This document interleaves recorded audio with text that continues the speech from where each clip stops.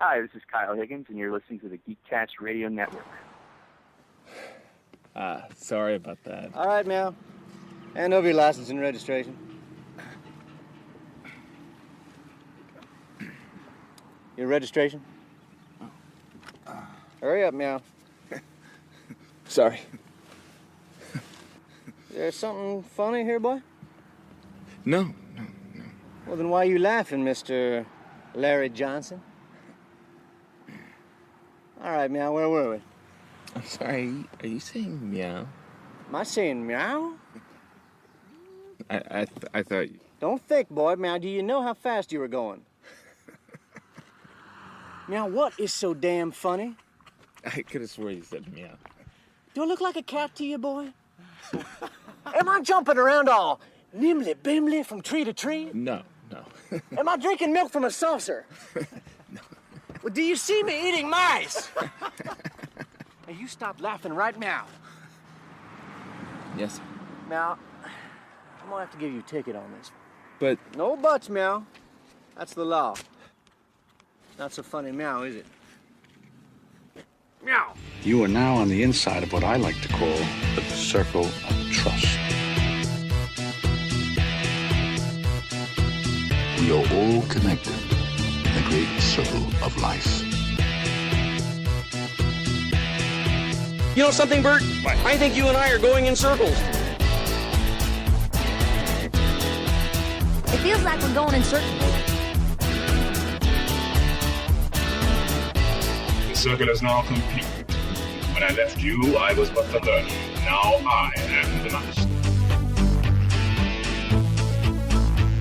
Because it's a circle. Yeah, we heard about the circle. Yes, we're familiar with shapes. Hi, this is Greg. This is Chuck. And this is Dan, and we are Talking in Circles, brought to you by the Geekcast Radio Network. The podcast where you can dance if you want to, you can leave your friends behind.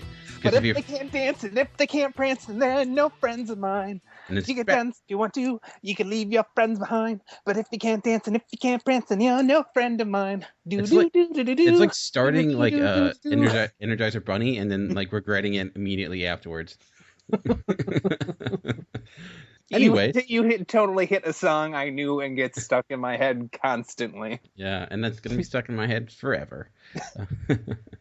For those joining us for the first time, because we know that this episode will be the first one that may be on Nerdly, this is Talking in Circles. And just to give you a brief overview of our podcast, basically, we're kind of a general pop culture, geek culture type of podcast that we kind of discuss a little bit of everything from movies, games, comics, occasionally sports, So we'll give plenty of warning if we ever get into sports, because we know sports can bore some people. But sports! We talk about movies. We also play a lot of games. And for today, we're going to do something we did once before, and that's when we kind of search the web for fun and interesting news stories that cover a variety of topics and kind of discuss them. So I just would like to thank Nerdly for syndicating our podcast for the first time, and welcome all you new listeners, hopefully, from the UK and worldwide. We apologize for our horrible American accents, but we were born this way. So I don't know the Lady Gaga song to go along with that, but I just wanted to say a special hello to Emma Watson. Hi. You're very cute. Oh, and Karen Gillian. How are you? You're also very cute. I don't think you know how England works, Greg. How England works? Just joking. But if they're listening, sup? I'm married. I thought you were going to say stay away from Greg. Greg, I think you already kind of told him that. You mean with my frantic safety dance? Yeah. But before we get to all that, how's the week been going for you guys? Good news, everybody! The people on Nerdly might not know about this, but on the couple episodes ago on our Geekcast radio page, I had this person message me on Skype. Forget what the name was. It was some snazzy name. Cake Six? Yeah, it was Cakes something. I didn't give out the full name, but it was pretty great story, and now recently I have had somebody else message me, and I have not talked to them yet, but I'm going to maybe a little bit later. But I have a request from, we'll just call them, part of their name is, well, I think I could give out the whole thing because, well, except for the number at the end. Sassy Hearts. Nice. Yeah, so I'm really pumped to talk to this person and get a little thing going back and forth, and maybe next week I'll read that on the podcast if I get them to respond back. So I'm very, very much looking forward to that. You don't understand how excited I was before we started talking on Skype. I'm like, oh, I got a new person. Oh, they have a really perverted kind of name or cutesy girly name. Oh, this is going to be awesome. Sassy Hearts sounds like those rejected Valentine's Day hearts, like the sweethearts. It's like instead of saying I love you, that people say taste like chalk. Yeah, they taste like chalk, but people eat them anyways because it's like, hey, this one says I love you, and then there's the sassy ones would be obviously like, sassy. I'm trying to give examples and nothing's coming. I had a joke there and then it completely died. So well, they're just little antacids if somebody's like really going after your heart pretty bad. Yeah. Don't play games with my heart, though. That's not nice. Don't go playing games with my heart. With my heart. I don't know the rest of the lyrics. I think you do. I think you're just afraid to admit it, Greg. You just went platinum in England. All right. Yeah. Chuck, how's your week been going? Terrible. Very, very bad week. My week was filled with strife. Are you Firstly, when we're talking to English people? Yeah, I mean, you're like, I must use highfalutin words. We're over in England now. I know it's what else? What other word can I use to describe it? I mean, it was just filled with strife. First, I bought a book on Amazon. Actually, it was on eBay. I'm sorry. It was an X-Men Executioner song book, and as you may know, that's filled with strife. He's on many of those pages. I'm enjoying that story currently. I'm a few issues into that, but then after that, I ordered online. I pre-ordered a new Marvel Legends 6-inch strife figure, which will be coming out in August. So I'm pretty excited about that. That's about average size, I think, for Americans. Wow. What size do British people get their action figures at? I don't know. I don't know what the transition, or what is it called? The measurement scale? Yeah, I don't know what that is in the metric system. Who knows? Centimeters. Okay. I think 1 trillion centimeters. I think that's how that translates. That sounds right. Wow, that seems awfully big. Yeah, but it really isn't. It's weird. Centimeters are weird. Anyway, I don't know. I am losing my mind. Waiting till August, that will cause a lot of strife. I'm sure. Waiting for strife. Indeed. I had a lot of strife as well because I went to a Mexican restaurant that I was very much looking forward to. Yeah, you do that now, but just wait. I went to a Mexican restaurant. I was looking forward to it all week. Like, I knew a lot of people were talking it up. It just opened not too long ago. It's called Bar Cocina. And for those, that's bar with the Latin word for kitchen after it, or the Spanish word for kitchen after it. So it's like, okay, let's see how this thing is. And I get there, and it's not a good sign when you're a Mexican restaurant or you're portraying yourself as a Mexican restaurant, and your menu is only one page. I'm like, that's not how Mexican food works. It's all this. It's literally 4 ingredients that you arrange differently. How? That's not how this works. So I'm like, all right, well, maybe, all right. It was like in between like lunch and dinner. So I'm like, maybe this is just the lunch menu. It's their full menu. The only like thing they have are like tacos, and they have a lot of dips. They're like more. It's basically they're like, oh, our restaurant is more about socialization and not so much like the food. I'm like, but it's a restaurant. The bar basically was based on socialization. They're like, oh, we're like eat, dine, and socialize, which I kind of get. It's more of a bar than a restaurant, but I've been looking forward to it all week, and it was just kind of a disappointment. And the food was okay, but it was like Mexican food if done by pretentious white hipsters that only shop at Whole Foods. So I'm like, Mexican food should be like bad for you. You should feel bad about yourself after you leave, but like good about yourself, and it just Like I was a little bit disappointed. So it's like a brick and mortar Facebook, but with food. Yeah, kind of. Except for Socialize. Look at our wall. but it's like that old school socialization when you actually talk to people, and I don't know, it's kind of weird. You have to look them in the eye for some odd reason. Yeah. And as John Oliver says, you can't poke them in the face and make them go away. You should definitely go back to the one we went to when we visited you down in Baltimore. That other place with the hot waitress with the yoga pants or stretchy pants, whatever the hell they were. Actually came up in conversation. Well, not that waitress, but that restaurant, which was I can't think of the name of it right now. I've not gone to it like a trillion times. And all your friends were like, "So you have this pervy friend that's like staring at the waitress's ass while you're eating Mexican food?" No, I didn't bring that up. See, that's what they're breeding in that restaurant. That type of socialization. I am so lost right now. I'm having my own conversation. That's anyway. when you know you're good, when you don't even need anyone else to carry the conversation. You just keep rolling along. It's like giving yourself an own alley-oop, right? You're like... People on the other end of this, like listening later, could just add in their own words. It's like choose your own adventure podcast style. Exactly. Oh, wow. Anyways, besides that, Greg, what else have you been up to? You've been watching, listening, reading anything? I know you're very cultured, so I'm assuming you've read something. Well, I was about to respond to that, and then my allergies decided, I think this is a great opportunity for Greg to think he's going to sneeze, then not. You never look that dumber than that when you're like talking in a conversation, and then it's like, hold on, I got to sneeze. And then you don't, and then they're like, what was that about? I don't think he knows how to sneeze. But yes, I was being very cultured. I knew we were going to be airing over in Great Britain. So I decided to read a book.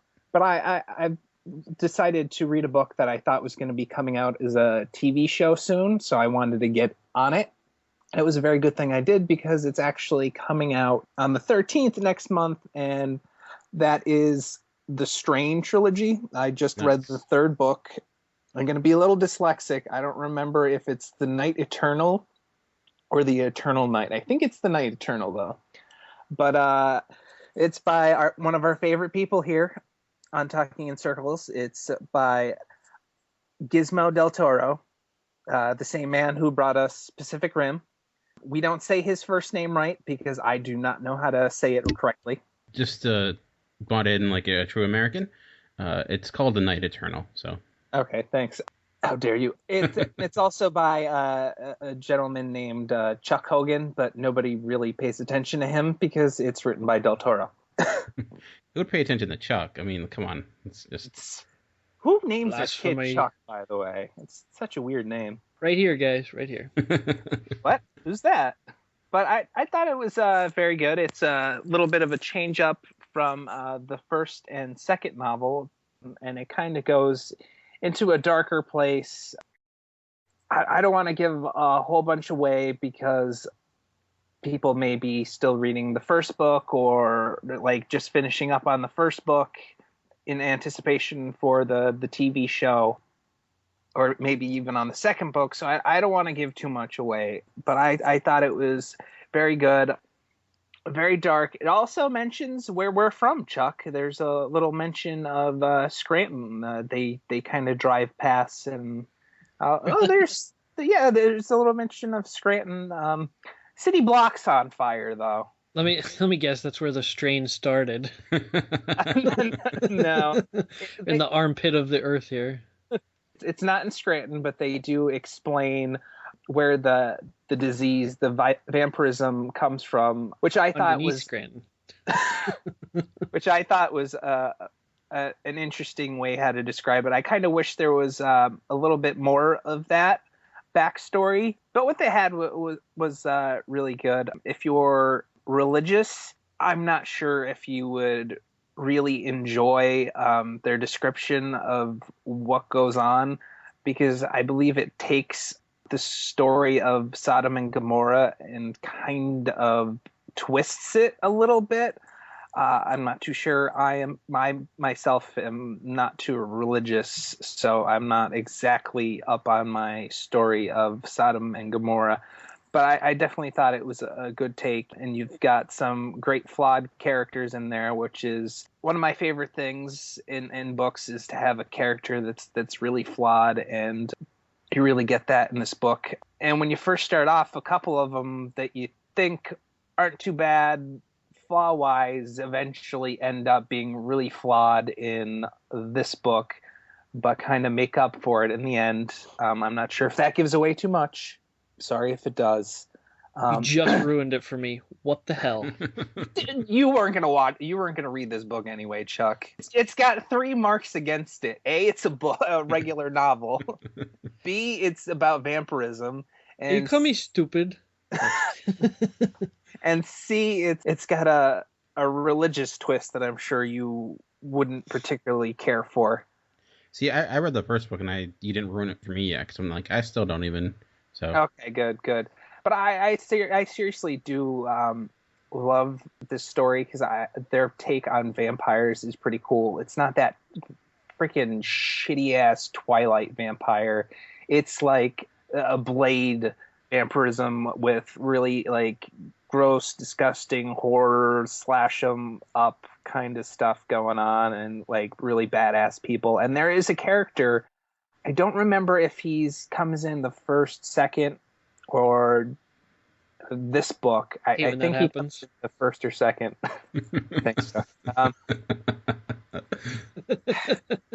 But he's very much a Blade character, and he was one of my more favorite characters, and I think that's the one aspect that Chuck would really enjoy, is this character, because he's kind of similar to Blade. But I think how they set up the vampirism of it being an infection, and it being transmitted through this worm that goes through the bloodstream, like these worms that go through the bloodstream. So even if you destroy a vampire with a silver blade and like cut his head off, which is how you're supposed to kill them in this book, that still releases these blood worms out, and they could dig into your skin, and so you could still get infected that way. So you don't even want to touch this blood. So knowing there's a TV series, does that kind of worry you at all? Like, I know some people get very protective of books, and hearing that they're going to be into a movie or into a series and think, okay, they're going to ruin it, or does that have you more excited? It does a little bit. I think it's been a while since I've read the first book, so I've seen the character list that they've come up with, and who's playing who.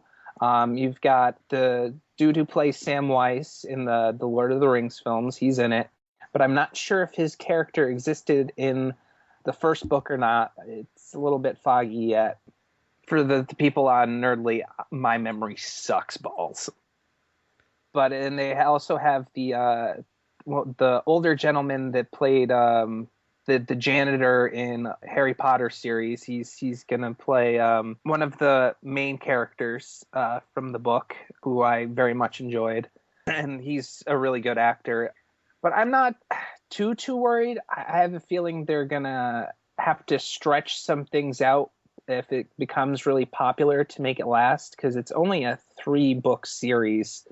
I'm not sure how that's going to translate to TV if they're just going to do a season a book. I don't see how that's even really possible with how it's written. This is just going to be a short TV series, and they're just going to do to the end of the books, and then they're done, no matter if they're doing good or not. But I think it's going to be like a Walking Dead type of thing, but with vampires. And I very much put my faith in Del Toro with most things. He usually does a pretty good job. Yeah, though I don't know how much he has in the TV show. FX is pretty steady with their TV. I mean, they have a lot of good stuff. So, I mean, that has me somewhat excited. And they do seem like the network that wouldn't drag it out. Like, they would more have a mini series. Like, this is Endpoint and Star Point. I'm not going to drag it out 7 seasons just because cough, cough, True Blood, cough, cough. And plus, they have some pretty famous people in there. There are some names I haven't seen before, but they do have a couple notable actors, which makes me think they're not going to be in it too long, because they usually get a bigger paycheck than what they might be getting on this show. Yeah, you never know, though. You're seeing a lot of TV actors show up in regular television. I mean, True Detective had Woody Harrelson and Matthew McConaughey. But I feel like that's different being HBO. Yeah, that's true. That's true. But, I mean, Robin Williams did a CBS show, and not that he's been a big movie star, but he's a pretty big star, so who knows? It's a wait and see. I'm sure we'll talk about it as the months come and we get to watch it for real. Yeah, definitely knock on wood or silver. Yeah. I read the first book, too, and I remember loving it a lot. I don't remember anything from it all that much. I remember the plane. I remember like it come like the setup and I do want to go back and revisit it and finish that trilogy. They do have a description of the first episode, and it is dealing with the plane. So awesome. Chuck, what have you been up to this week? I haven't been up to too awful much, but I did get to see a fantastic movie this week. Is it also about kids with the terrible disease? Yeah, I was going to ask the same thing, Dan. No, it's a much better tone, let's say. It's much more uplifting and heroic, you might say. Oh, you watched Schindler's List? No, not quite. This movie actually would be regarded by many as one of the greatest masterpieces in all of cinema history, in fact. And that is, of course, The Toxic Avenger. I've seen that. I am so surprised that you have watched that, Chuck. Wow. So surprised. You could have given me a million guesses, and I would never have guessed that you would watch that movie. I know. It wasn't even like a homework assignment that Greg gave you. I was gonna like if that would be a joke guess from me. I'm like, he'd never watch this. So I guess with that said, what did you think of it? For some reason, I'd always wanted to see this movie. Like I've seen stuff online and whatnot, but something I've always wanted to see it. I never got the chance to. The other night, I didn't have anything to do, so I kind of just searched in Netflix for the heck of it, and it was on there. A couple of them are on there. Yeah, so I figured, well, my quest to find the worst movie ever made continues as I try to find a film that will usurp the title from the current record holder, which is Birdemic Shock and Terror. So you say Birdemic is worse than the Fantastic Four movie from 1994? I do, yes. Okay. I mean, it's a legitimate complaint. I mean, I do think the special effects in that Fantastic Four movie are probably superior to Birdemic. So I think the acting is even superior, and that's saying a lot. That's very true. At least the sound design, Yeah, at least the sound's consistent all the way through. Well, so I did get to sit down and watch this movie, and let me say it's pretty incredible. The best way I can describe this movie is that it's what Birdemic could have been if their budget was like $20 higher. So double. Yeah. Yeah. I don't think Toxic Avenger is quite as bad as Birdemic, but it's pretty awful. The difference is, though, that Toxic Avenger was intended to be ridiculous. Oh, yeah. Because it's made by the Trauma Entertainment Group, and that's kind of what they do. They use these 50s horror movie themes, and they kind of sprinkle in some ridiculousness, like very violent and over-the-top graphic scenes that don't actually look very real, and some over-the-top goofiness with character traits and speech patterns and stuff like that. I didn't know this at first when I was watching it, so I'm like, holy crap, this movie is horrible. The acting was horrendous. Like, certain people saying their lines sounded like they literally never rehearsed it ever, and literally never been in front of a camera before either. And they even had like some different voices at different times for Toxie, the Toxic Avenger. It was like, it'd be like a deep voice, and then the camera angle would switch, and it'd be like a slightly different voice. I'm like, what the hell? I guess a lot of that kind of goofiness was intended, but whether intentional or not, it's still a lame-ass movie, and therefore very hilarious. So, I mean, as long as it's entertaining, I guess that's all that matters. So the setting starts off in a health club in the town of Traumaville. And they have a mop boy working at the health club. He's like a janitor, and everyone hates him. They tease him because he's always in the way, and he's clumsy and knocking stuff over and everything. So they're constantly teasing him and humiliating him and all this stuff. And the main antagonists of the movie, like this little group of 4 people, 2 guys and 2 girls. They have this really sick game where they try to run over people on the street with their car, and they assign points depending on what type of person it is. But by the way, I used to do that game in my head. Not actually doing it to people, Sure but you in did. my head. But the really disturbing part is that they run over a kid on a bicycle who's like 12 years old, and they run him over. He flips up over the top of the car, lands on the pavement, and they're all like going nuts, and they look back and the kid's still like crawling across the road. So he backs up and literally runs right over his head with the tire. Wow. Yeah, and they don't even pan away. They show it. I read that they use some sort of watermelon filled with red dye and something else to kind of make it look like brains and blood squirting out and all this other stuff. But just really, really disturbing stuff. But anyway, they kind of go on teasing Melvin at the health club, and they orchestrate this big thing to humiliate him and everything. And he ends up running, trying to get away from the crowd because everyone's laughing at him. And they start chasing him through the place. And he jumps out a window and just happened to be sitting there in the street is this random truck with toxic waste barrels with no lids on them. Because that always happens. And he lands right into one of the barrels of toxic waste, of course. And he gets superpowers like you normally would. Like Yes. Daredevil. Yeah. Instead of Teenage Mutant dying, Ninja Turtles. The Incredible Hulk. Keep going. instead of dying, you clearly would get superpowers that you would use for good. So he kind of undergoes this violent transformation, and he's all hideous looking and everything. And of course, the next logical thing would be to go out into your city and start fighting crime. At least that's the first thing I would think of. Not the hospital. Yeah. Don't go to the emergency room. Why would you even do that? But anyway, he comes to the aid of some innocent people and different crimes and stuff, and proceeds to beat the living shit out of the bad guys with extreme overkill. Talking like ripping arms off and smacking people with them. Nice. Extreme overkill. Crushing people's heads and putting a guy's... It was a restaurant that was being held up, and he tied the guy's hands together and lowered them into a deep fryer that you put French fries in. So, yeah, Deep guy fryer that you put French fries in. I had French fried hands.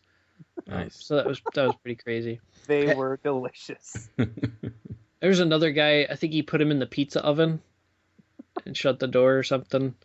Was it brick oven pizza? Like how, what type of... Oh, it's delicious. It was just your generic, stainless steel pizza oven. Yeah, I think it'd been more effective if it was brick oven. I think you get a deeper cook with that. You get a better char too.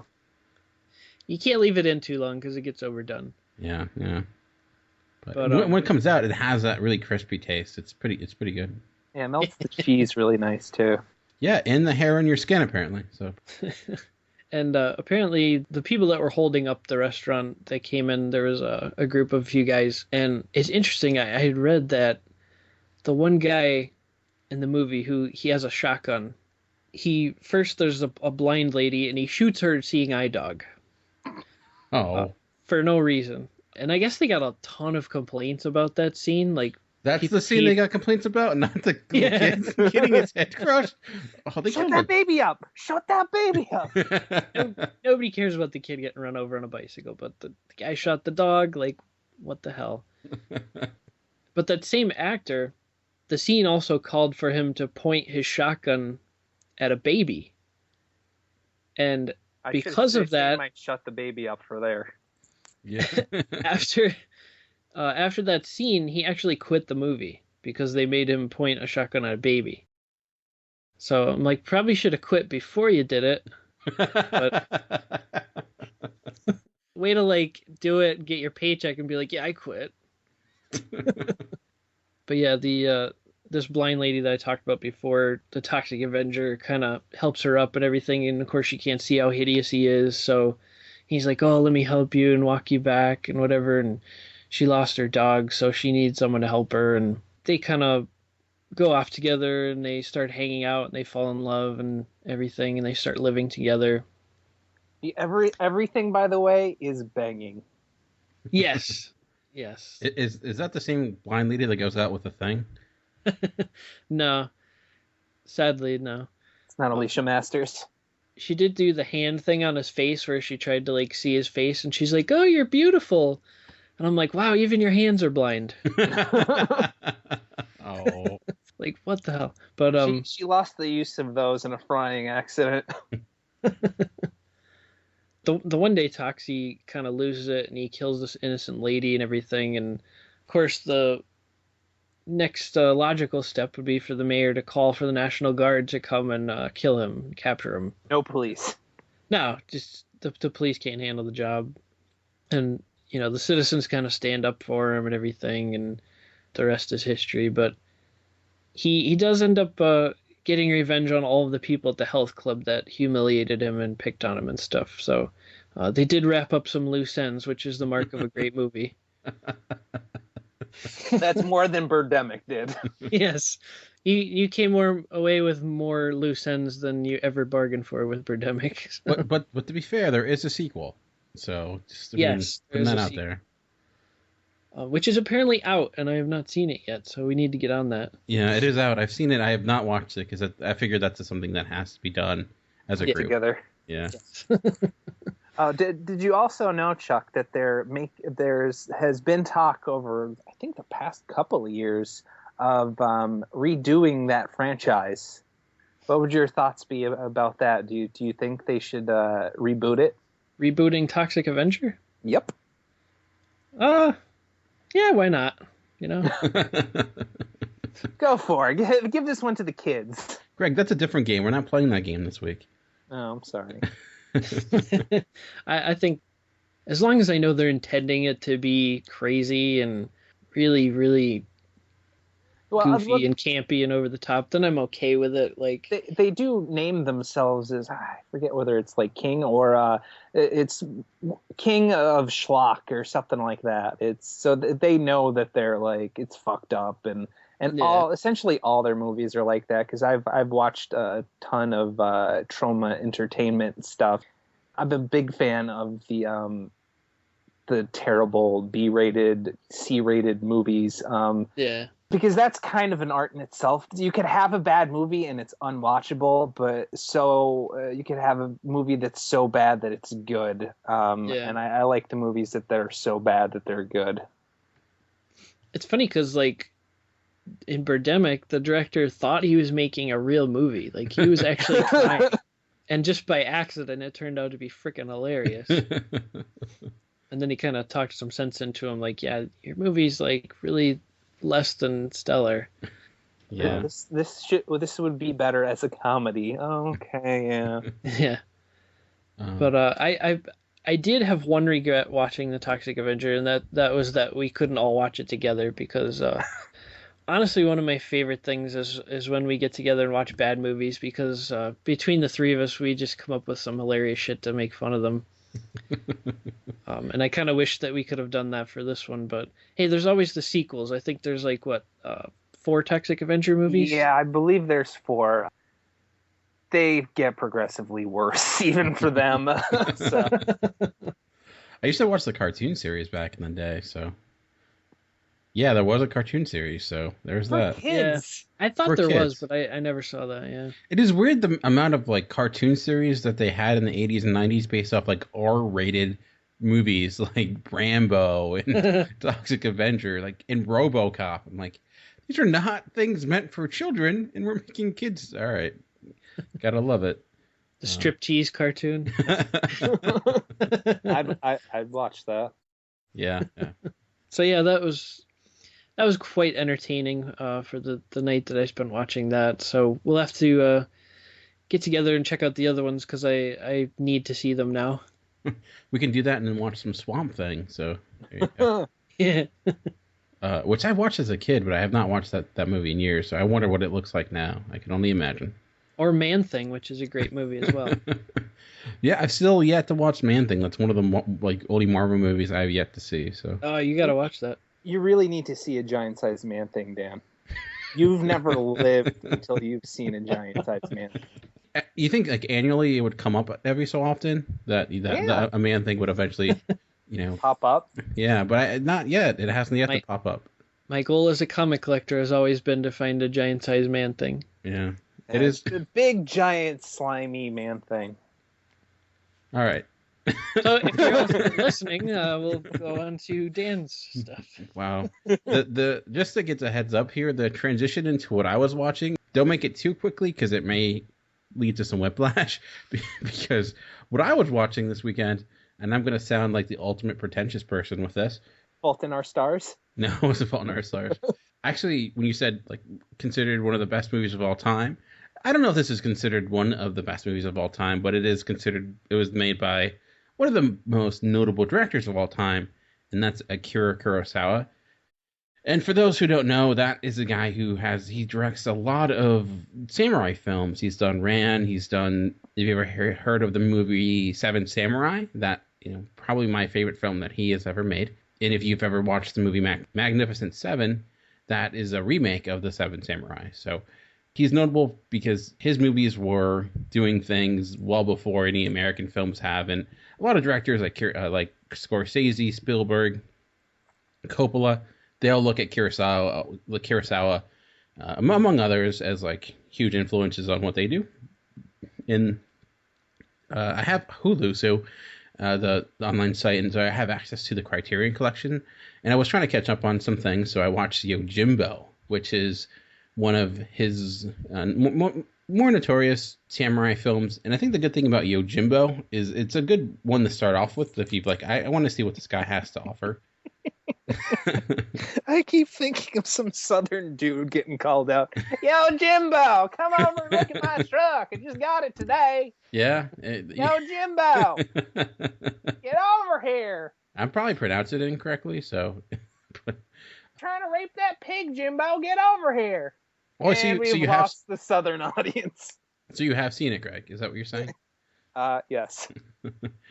No, so the basic idea behind the movie is, like I mentioned, it's a samurai film, and there is this town that is kind of becoming very splintered between two factions and it's kind of falling apart, basically. There's a gambling casino type of area, and it's becoming really infested, and there's not much going on. It's a dying, decaying city. And the samurai comes into this town to kind of try to basically save the city in a way, but do it in almost like a Batman-like mode where he almost seems more like a villain. He plays both sides of these two different factions where, they both end up respecting him a great deal, thinking that he's on their side, and he kind of plays both of them and try to show them for how cowardly they really are. So it starts out how you kind of expect it, and then has some twists and turns and whatnot. But I really liked it a lot. I wouldn't consider it one of Kurosawa's best. I mean, Seven Samurai is definitely up there, but there are some little bit more cartoonish elements, especially this one character who is I think for today we would say he's on the spectrum. He has a huge unibrow, overbite, he's really overweight. He's very like I said, this one's more, I would say, not childish humor, but more broad humor with his character. But he had a few laughs there. But like I said, if you're a fan of samurai films where you're more I want to see what Akira Kurosawa has to offer, what is his style like, I think Yojimbo is a good one to start with. It's currently available on streaming on Hulu. So I'm a big fan of samurai films. I just love the mood. I love the atmosphere. And so finally got to check that one out. And one thing I'm just going to touch on real briefly, because in order to hit the other end of this so I don't seem like this film snob, though my wife calls me it all the time, and that is I watched the season premiere of True Blood. Do any of you guys watch True Blood at all? I watched the first 2 seasons, and I should go out and get the Blu-rays, but I just haven't. I've been saving up money for other things like comic books and stuff. I would say save your money. Okay. I usually like to see Anna Paquin not wearing a lot of clothing, but Yeah, but I think there's probably better ways to do that. It's on the internet for free, Greg. Yeah, there you go. The seasons all kind of blend together to me, but once werepanthers start showing up, it started going downhill, and then like everyone became. Yeah, exactly. Did they jump the werepanther? Yeah, it took me a second, but then I got it. Very nice. Fonzie's on a motorcycle. He jumps right over the werepanther. But yeah, like everyone became a thing. Like then this guy, it was just like everyone had a superpower. I'm like, this is kind of getting ridiculous. This is coming from a guy who likes comic books. I'm like, this is kind of crazy. And I kind of described True Blood as a show where there's always a million things going on, but nothing ever happens. There's all these things and all these people, but nothing ever happens. It's like something happened. And the beginning of the season was just kind of, it feels like a show that should have ended. Like we talked about, like with the strain, like hopefully that doesn't happen, doesn't do what True Blood did. And this should have been like 5 seasons, maybe if even that. The last 2 were like on autopilot. I don't think there's so much just pointlessness to everything that's going on. I mean, there is a potential for this season because there's just kind of this cool thing where there are like these vampires are going crazy, so it's like almost like an all-out war. So hopefully it just goes batshit Toxic Avenger extreme overkill. What do we call it? Extreme overkill. Exactly. It goes that route and just goes completely crazy, and that would be great. It's just a show running out of steam. It's the last season this season, and I think the writers quit like 3 seasons ago. So this is the last season? Yeah. Maybe I'll get them in binge watch when they go on sale. Yeah. So, I mean, hoping maybe with it being the last season, you put it all together and finally do something. But, like, I watch HBO on Sunday nights because it's, like, the one time that I have nothing to do. And I tend to watch a lot of my favorite shows on that network. Because if you read my article on geekcastradio.com where I list my 10 favorite TV shows, 5 of them air on HBO on Sunday nights. So, it's just, I don't know. It's a sweet spot for me. So, once this is over, one of my favorite shows, Newsroom, comes back on, so I'll be excited for that. So it's almost like just waiting. It's waiting to turn. You know, like there's a guy in front of you, and you're just waiting to turn. That's what True Blood is at this point. It's that guy in front of you that I'm waiting to get out of the way so I can get to the direction I want to get to. I was never even interested in watching True Blood, and this from the guy that was interested in seeing Toxic Avenger. Yeah, like I said, I think literally the first like 4 seasons or so are good, enjoyable. It just kind of lost steam and it kind of just went crazy. And it's a show I felt like never knew how to end. It was great build up, but like the ending always was kind of a dud. So it's like a Brian Michael Bendis. There you go. He might be a co-producer. You never know. He's on everything, so. Yeah, but I think that'll bring us to the end of this segment. We're going to take a quick break, and when we come back, we have some news of the weird that we'll be getting into, so we'll see you in a bit. So let's say you're looking for a podcast of your favorite 80s comic books, G.I. Joe, Transformers, Ninja Turtles, He-Man, etc. Where are you going to go to find us?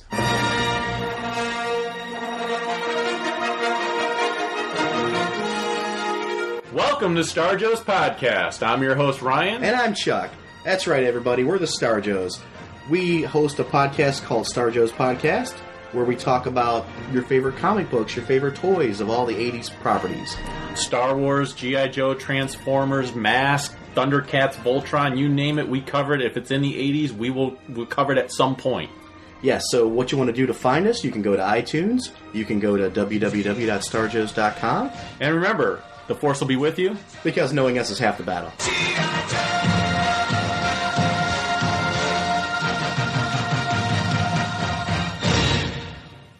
All right, and welcome back. And like I mentioned, we'll be going over some strange news stories that happened across the world in the last few weeks or so. And I'm actually going to kick things off here. And I'm going to actually start this by posing a question to you guys. If I ask you the question, what is the best predator or the most ferocious predator on Earth? What do you think you would say currently? The Predator. Well, besides fictional characters. Siberian tiger. Okay. Greg, what would you say? Dragons. Okay. What are you smoking? I'm not sure if you could smoke it, but I'm drinking an Arnold Palmer. Does that count as smoking something? Sure. I mean, that does explain a lot. If I was going to ask you what the most ferocious predator in the ocean was, what would you say? Whale. Okay. Sharktopus. Well, sharktopus works, I guess. And there actually might be a sharktopus, crazy enough. The reason being, I was hoping someone would say the great white shark, but I guess it's not Shark Week, so maybe it's not on your mind. But I was going to. The great white shark, the most notorious shark, Jaws, the movie was made out of him and everything. Well, there's actually researchers that are searching for what they're calling a super predator. There was a great white shark that they were tracking. They hooked it and tagged it, and they were tracking it. And then suddenly they realized one day that something attacked this great white shark, this massive, huge creature, and dragged it 2.5 miles below the ocean and devoured it basically almost whole. So they have no idea what it was or what could do that to a great white shark. They were thinking maybe a massive great white shark, like a megalodon or what have you, or they really don't know what could have done that to such a gigantic creature.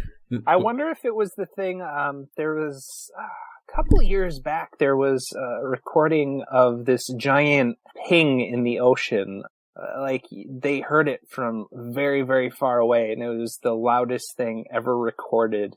And a bunch of scientists got together and determined that it was an organic being. It wasn't like a fault and some gas coming up through a fault under the ocean or anything like that. It was it was a noise from an actual organic thing or a beast or something.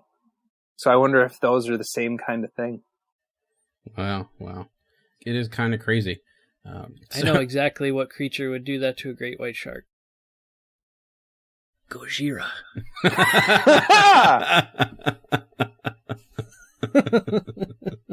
Which is a racist version of Godzilla. Very racist. Thank God there are no Asian people that is over not in Great racist. Britain. That was the original word. Gojira. Gojira. No, you're right. Semicolons in there too. Don't forget the semicolon. Wiki it, damn it. Do it.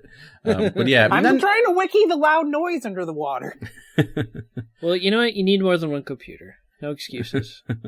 No, not necessarily a funny story, but this one that I was like, holy crap, I'm going to the beach in 2 days, so I'm like, maybe I won't go swimming. So that is pretty crazy, though. I wonder if it was like a killer whale or something. They've been known to attack great whites. Yeah, I'm gonna call it the extreme overkill predator. We're gonna coin that term. Extreme overkill. Yeah, I was watching a special where basically there was this island that was dominated by great white sharks, and then a bunch of killer sharks showed up and just completely dominated them. They would do a thing where they would swim underneath them and turn them on their stomach, and then the sharks go in this catatonic state, and then you just devour the shark. So killer whales are pretty badass. So yeah. By the way, I'm been looking up for that weird noise under the ocean on Wikipedia, and in my searches so far, I found an interesting thing in the search results. They have a Wikipedia article about grunting in tennis. This actually exists. They have an article about grunting in tennis. The more Sorry, you know. I just had to. I think you've reached the end of the internet. Yes! Finished! Turn around and go back. All right. So that's my first story. Greg, what do you got?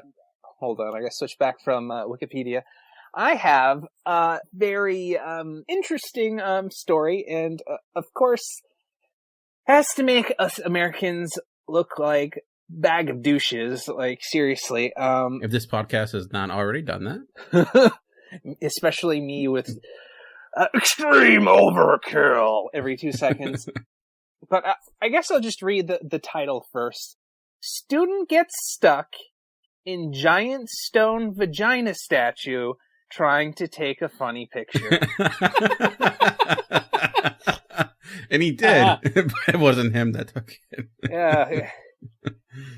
First off, who makes a giant stone vagina?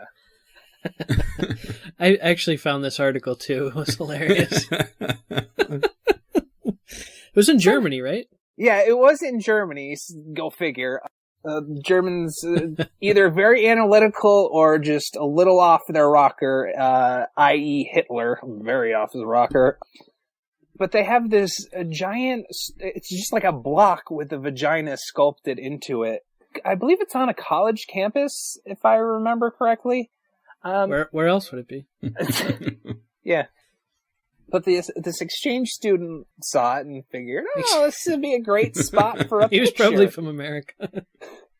I'm pretty sure he's gay, though, because the way he decided to take the picture, it looks like he is so... They have his face blurred because he's apparently embarrassed by the incident. Shouldn't have done it in the frickin' first place, jackass. While trapped in the vagina, he asked, "Where is the magical clitoris?" To be fair, I think most guys would have a scared look on their face if they were stuck in a gigantic vagina. It'd be like the worst dream coming back to haunt them. He looks like a giant sperm sticking out of this thing. Oh. I think I remember reading, didn't it take 22 firefighters to rescue the guy? It did take 22 firefighters. I gotta figure 21 of them just wanted to see it. The vagina or the kid stuck in the vagina? Both. I want to hear that call over the radio. It's like, Hans, you want to take care of this problem? Yeah, sure. What is it? Kid stuck in a giant vagina. Hang on, you might need some help. I'm coming.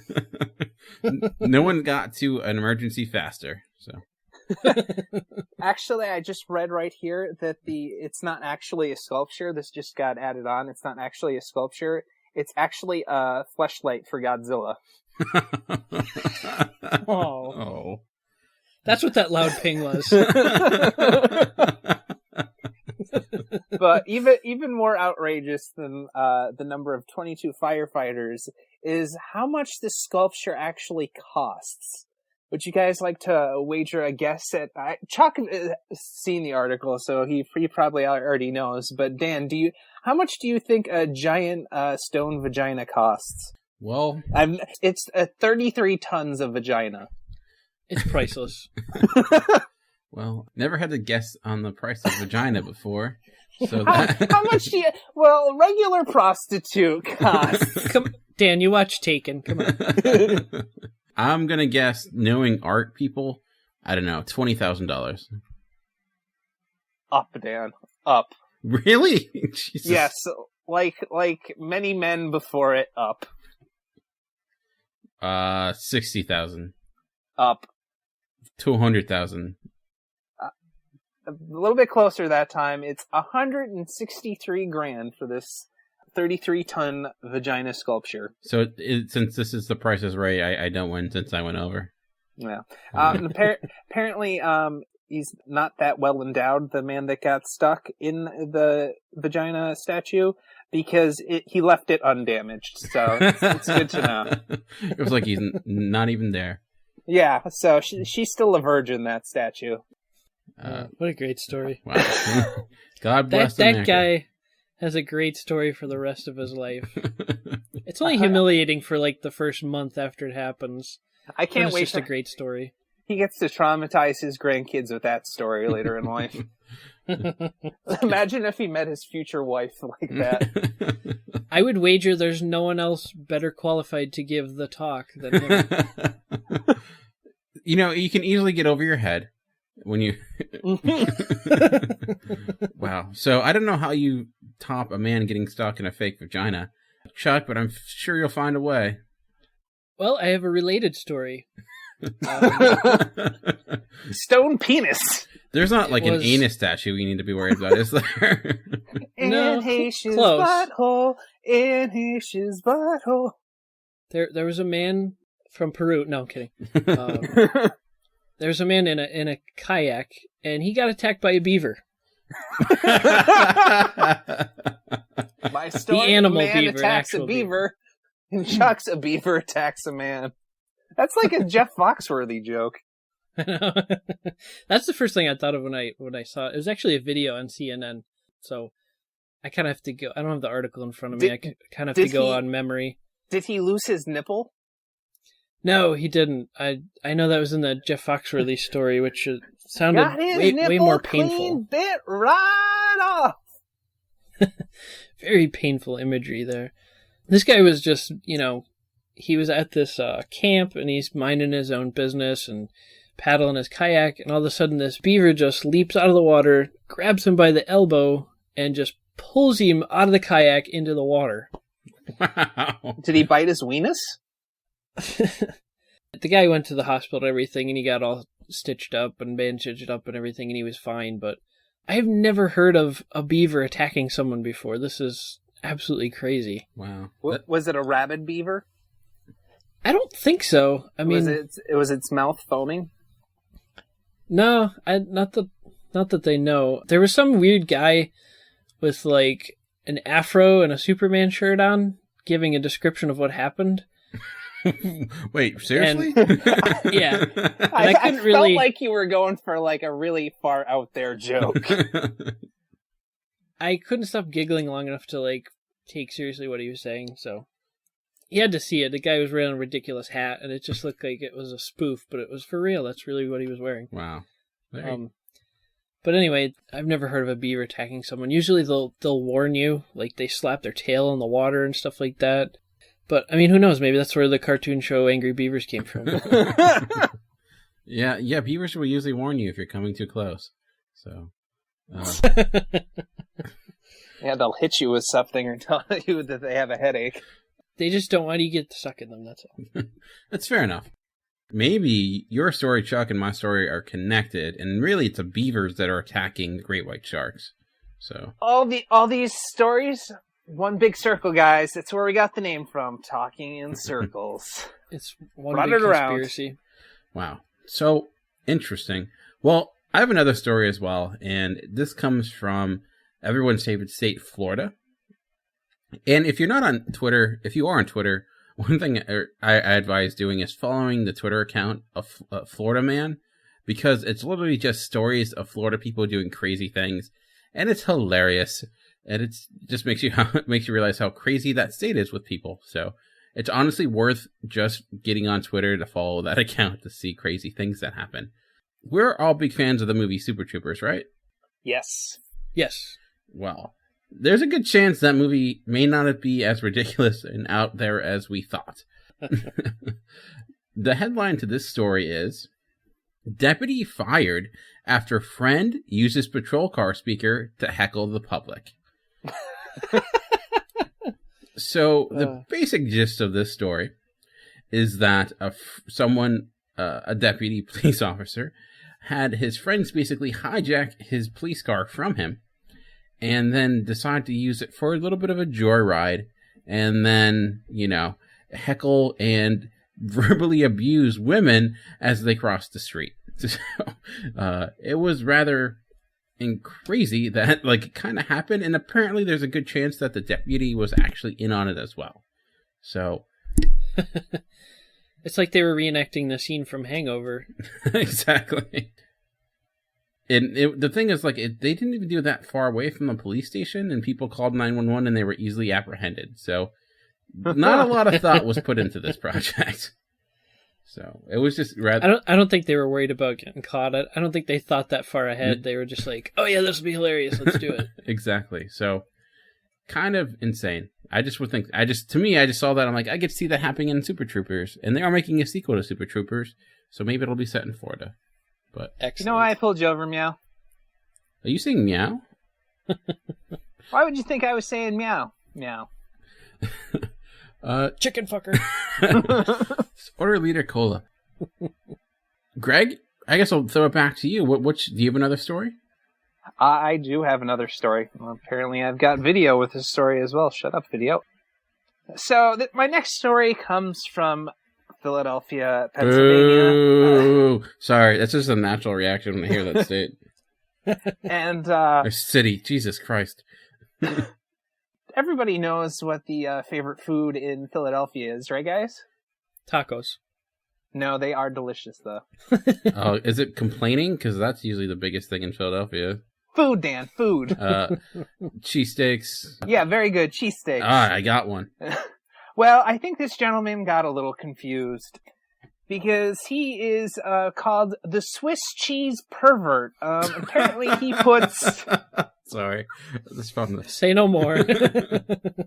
He apparently puts cheese on his member and exposes himself to members of the Philadelphia community.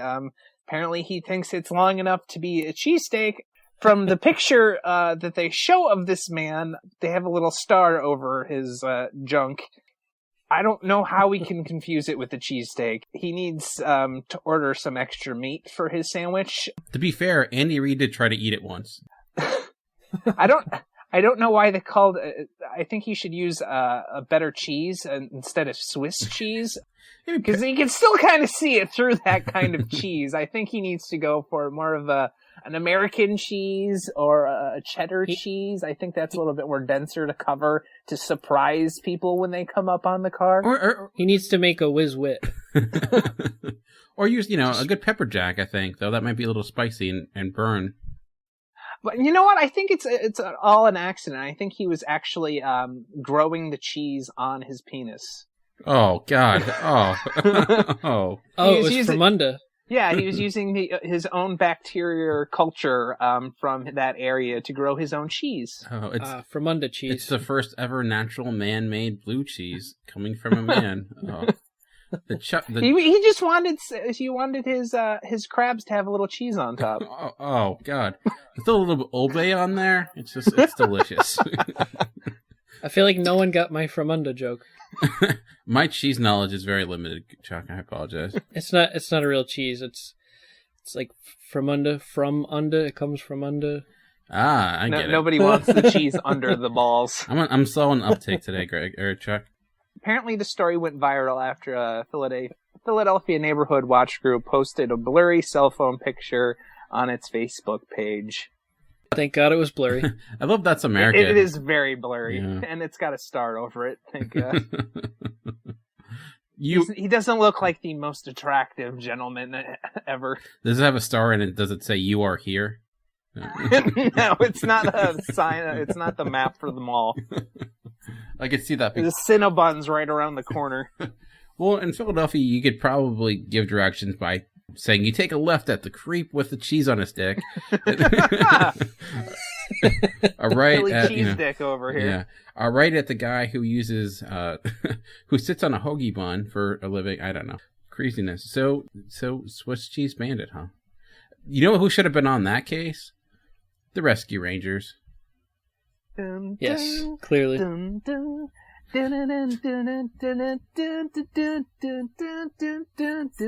might have been the only mission that they turned down. Monterey Jack turns down cheese. It's like, no, I'm all right. That man is just screaming as Monterey Jack bites his genitals. All right. Chuck, hopefully you can bring us up from this one. We're done with my story now? Why? Are you done? Or you have more? No, I'm done. Okay. Chuck, what do you got? Thank God. This one's a little bit more uplifting. Let's see. I'll read the headline. That'll pretty much sum it up, but I'll go into a little bit of detail. But the headline reads, Retired U.S. Marine claims he spent 17 years on Mars protecting 5 human colonies from Martians. That is awesome. The guy's name, he's going by Captain K. Nobody really knows his name. Captain OK. He claims that he served in a secret space fleet run by an organization called the Earth Defense Force. All right, seems legit so far. Yes, makes perfect sense. He claims he spent 17 years of his career on Mars. He was posted to the Red Planet to protect 5 human colonies that were living there from the native Martian life forms. And Captain K said he was trained to fly 3 different types of space fighters. Well, I mean, if you're going to go big, go home, right? Or, And 3 bombers. So he's a well-trained pilot. Y-wing. He apparently played a lot of Star Wars Battlefront. Yeah. Very high. TIE Fighter Simulator right there. I mean, that's all you need. Yeah, and he claims that his training took place on a secret moon base called Lunar Operations. I don't know why I found that funny. It sounds like a bad like restaurant or something. I'm sorry, it's Lunar Operations Command. Okay, now it seems legit. And it was located on Saturn's moon Titan, of course. Oh, did he know Thanos? Which is where Thanos is from, yeah, so that's kind of weird. He also likes to court death. This guy just likes to court bullshit. I also love to live dangerously. But anyway, this guy said he retired after 20 years total for his tour duty and described a retirement ceremony on the moon that he claims was presided over by VIPs, including ex-Defense Secretary Donald Rumsfeld. So if I was making up a story, that's not the guy that I would say was there at my retirement party. The most unbelievable part about his story is saying a VIP was Donald Rumsfeld. I think the VIP should have been H.G. Wells. It's way more believable. Or maybe Tom Cruise. He might be, or John Travolta. Yeah. Arnold Schwarzenegger. The twist ending to this story is that when he comes back to the planet Earth, he then now runs Scientology. So there you go. Yeah, this guy is clearly out there, but I kind of would like to talk to him. I'm not gonna lie. That would be a fun interview, at least. It would. I'm hoping he writes a book about it. Yeah. And call it'd be like 2 pages long. He did, and it'll be Star Wars. It'll be yeah. Wow. So there you go. Crazy people. Gotta love it. I'm sure he'll run for like office soon and win. So on his platform of like Titan first technology. Anyways, I have one quick story here. Honestly, in like with you, Chuck, this one is I just found the headline kind of funny. There's really not much in the actual story, but it's just kind of similar to the Florida man. It's just, again, it just embodies what's crazy about the state of Florida. And this is the headline to this article. And basically it's like this sums up this guy's life and really like one quick sentence. Man shoots himself. Bad way to start the day. Makes it worse. That's the first part of the headline. Second part. Holy shit! How long is the headline? Man shoots himself. Second. This takes up the whole freaking front page. Exactly. It's weird. It's one big bolded thing. It's weird. Man shoots himself. Makes false report. Again. So you shoot yourself and then you screw up with your paperwork. Not a good sign. The killer, though, the kicker to this story... Is this still the title? No. Okay. Son of a bitch. The title's only 3 parts. I'm giving you a little in-between between each part. At the end, please say the entire thing, because I'm just fascinated by how long this fucker is. That's what she said. To Liam Neeson. So, man shoots himself. Bad day. Makes false report. Even worse. Now, the kicker, twice in 1 year. Yeah, so kind of crazy. Apparently he did it by accident, and in order to try to cover it up, he tried to make a report that he was robbed, and it didn't work out very well. And then he did it again. So the entire headline, man shoots himself, makes false report, twice in 1 year. Did they say his name was Barney Fife? No, they don't get his name. Oh, no, they do. Peter James Botafiglio. So Botafuco? Yeah. Botafuco. You guys go way back? He's also known as Captain K. He spent 17 years on Mars. Yeah. But I found that very funny. I'm like, oh, that's just a really good way. It's like, oh, a man shoots himself. Oh, that sucks. Makes false report. Well, that's kind of weird. Wait, twice in 1 year? How do you do that? All right. So that's all for that story. Greg, do you have anything else? Yeah, I have man arrested after allegedly attempting to sell marijuana to uniformed police officers. Wait, you said uniformed? Yes, uniforms. They're in full regalia. Did they smoke it before they tried to sell it? But this happened in your favorite place, this podcast, Florida. That's the trifecta right there. It happened in Panama City, Florida. Wow. Apparently, this guy was a father, and he had his baby in a stroller. Oh, and, God, this is so wrong.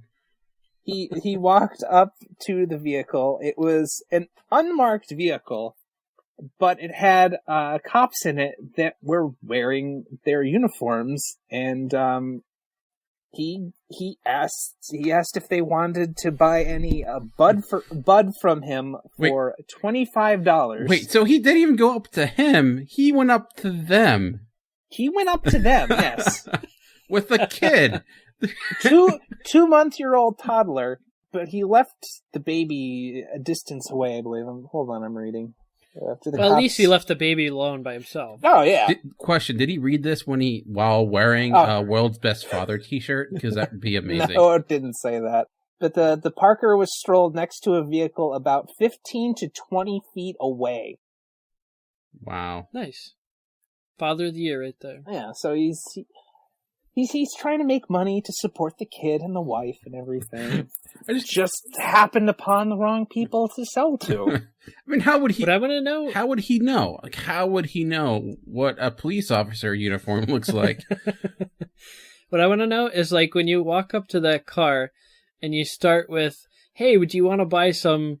and you see that it's a cop. How do you still finish that sentence with marijuana? And even like, if wouldn't you say, Girl Scout cookies? Do you want to buy a child? I don't know. And even if you don't know it's, like, a cop car, there's a couple, like, usually if you see the Ford, I forget the name of the car, but they're very, like, well known what the cops drive around in. So if you see that make and model in black, you know it's an undercover cop car. They have a huge antenna coming out the back. Their license plate says government, and they just have hubcaps. They don't have full wheels on the car. So, like, there's more than just the hint that they're even in uniform, which is the biggest freaking hint of all. To be fair, this guy doesn't seem like the most observant gentleman that we've seen. No. But he was given misdemeanor cannabis charges, but he was charged with felony for child neglect. And the child was given to his mother, and he was taken to jail. Wow. His mother didn't do a good job raising a kid either. Go out with your daddy, honey, and go sell marijuana. That's a good boy. The kid's mother or the guy's mother? The kid's mother. Oh, okay. I thought you meant the guy's mother, because I'm No, she not didn't the raise grandma, a good not the kid grandma. either. No. Now the guy's mother's in jail for selling heroin to an FBI agent. So now that we've made Florida look horrible in this episode... To be fair, Florida made Florida look horrible. We're just reporting it. I already upset the entire South with my horrible Southern impersonation, so... We have an obligation to report the wacky news. I'm sorry, people. It's what we've been doing here for an entire podcast. So we have a long tradition of 30 minutes of doing it. Yes. Chuck, do you have any more stories? No, I'm fresh out of wacky stories, I think. All right. Well, before we end this episode, we like to end each episode with a letter. And I think if you listen to the last two episodes, we started this thing called Unknown. And we're going to take a little bit of a break for this week. We'll get back to that shortly. Don't you worry. Greg's in his special hidden chamber where he's writing scripts as we speak. So for this week, though, Chuck, you said you have I'm just in a tiny room with a typewriter. Chuck, you have a story for this week? Yes. I don't know if you guys remember, I did a story a while back using all song titles from 90 songs and stuff like that, organized them into a coherent story where they all fit in kind of as puns and stuff. And it's something I like to do from time to time using different topics. And this time we're going to do it with different crazy Florida stories, correct? I probably could. There seems like there's enough of them out there. Yeah. I've tried that again this week, and instead of using song titles, I'm using band names. Interesting. Please use Green Day. Please use Green Day. And these are alternative rock bands. Ah, yes. Greg's like thinking about it, like, I think they're alternative. Yeah. They are alternative. Alternative to what? Wait, I don't know. Sorry. So these are some alternative rock bands from kind of the 90s and 2000s. I'm totally in. All bunched into a coherent story where the words fit in perfectly. The name of the story is called What Else? Alternative Story. So here it goes. Hi, my name is Remy Zero, and I live in the Life House that's 3 doors down. Starting off well. It's such a crowded house, sometimes I feel trapped. My favorite thing to do is listen to my friend Pearl jam. Her music turns me into an audio slave. She's pretty cool, though. She likes to collect Goo Goo dolls, but I don't judge. As long as it doesn't hinder my creed. Oh. I love both our reactions to that. Even I can't stop laughing at this. Sorry, I didn't mean As to. long as it doesn't hinder my creed, which is never let the bright lights make your third eye blind. Anyway, my day started out rough, no doubt. Yes, no doubt. This morning, I headed on down to my volunteer work at the shelter where I foster the people. And since today was some kind of National Green Day, Oh. I decided to save some fuel and walk to work through Lincoln Park.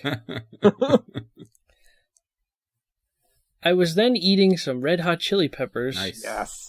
in the sound garden Nice. when some tool suddenly disturbed me.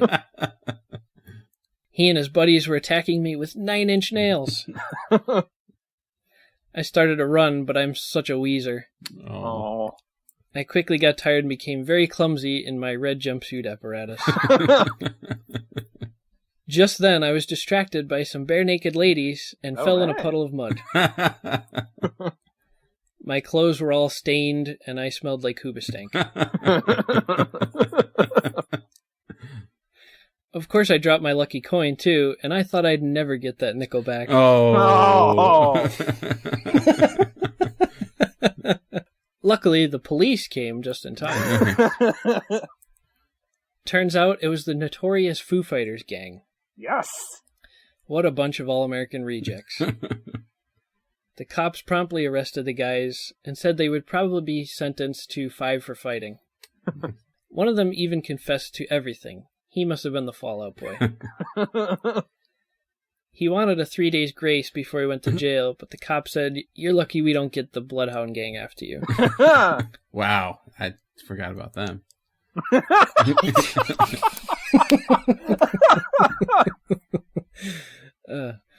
One officer told me that he was about my age when he heard the calling and became a cop. Maybe this will change my vertical horizon. I know this sounds like a dashboard confessional, but what can I say? This is the nirvana that is my life. The end. Very nice. I'll clap. That was impressive. I'm not going to lie. I threw my bra up on stage. Nice. Where? I don't see it. Where is it? It's right at your feet there. It's a polka dotted one. Nice. It's the one with all the hair in it. Oh. That was a low blow. Sorry, Greg. I apologize. Oh, wow. Is it the one covered in Swiss cheese? No, it doesn't have any cheese on it. Saving that for later, damn it. It says made in Florida. It was in Philadelphia. All right. Anything else before we bring this episode to a close? I think we've done enough damage. Indeed, we've bashed Florida and European countries too much. We are true Americans. What can we say? There's actually a lot of ways to get in contact with us if you want to comment on the episode or what have you, if you have different ideas you'd like us to tackle, or if you have a strange news story you'd like us to talk about one day. You can send us an email. Just send it to feedback@geekcastradio.com. We're on Twitter. Emma Watson, that's where you can get in touch with me. Yes, Emma Watson, that's where you can get in touch with Greg. I'm just waiting for the fake email address of Emma Watson at like 888 at gmail.com. So, but It's a good way to get mentioned on the show, because you know we'd talk about it. Then my pants would explode. Yeah. That's an image I'm never going to get out of my head. We're on Facebook and Twitter. Just search Talking in Circles. Probably the best way to comment, though, is by going to either geekcastradio.com or to Nerdly and commenting on the episode post. We're there and trying to give comments back. So, all right, so that'll bring us to the end of this episode. Remember to join us next week, same time, same channel, same podcast speed. But for now, this has been Chuck. This has been Greg, or Captain K. And this has been Dan, and we've been Talking in Circles. We'll see you next week. Extreme Overkill. Extreme Overkill. It sounds like a wrestling move. Or like a bad 90s video game. It's actually Batman. Sounds like Jim Carrey trying to... Oh, righty then. As he comes out of the anus of the rhino. He should have been the one stuck in the vagina. Mommy, what's that man doing?